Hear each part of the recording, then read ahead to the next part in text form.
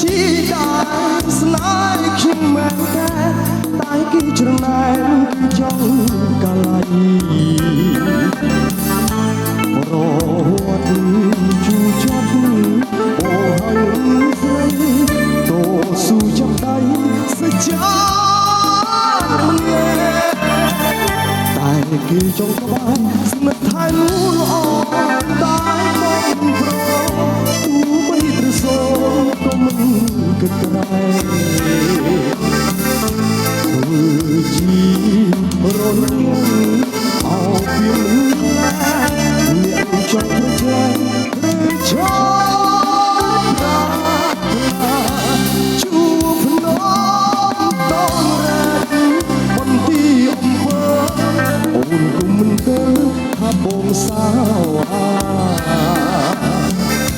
ព្រោះស្ដាប់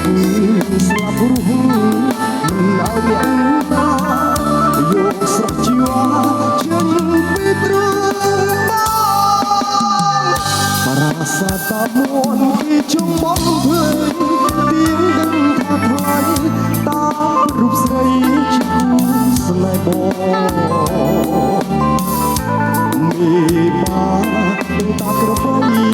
ជាសាក់សីផងបងក៏មិនតាមស្នេហ៍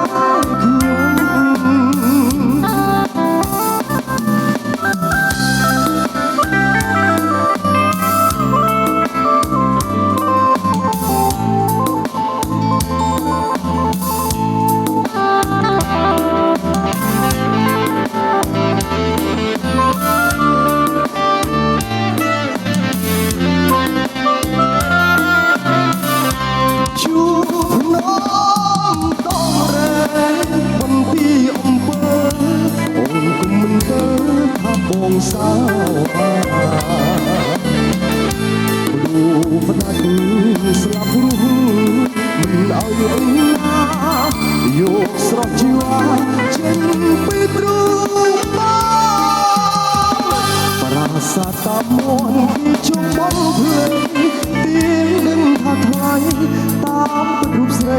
ជាគូស្នេហ៍បង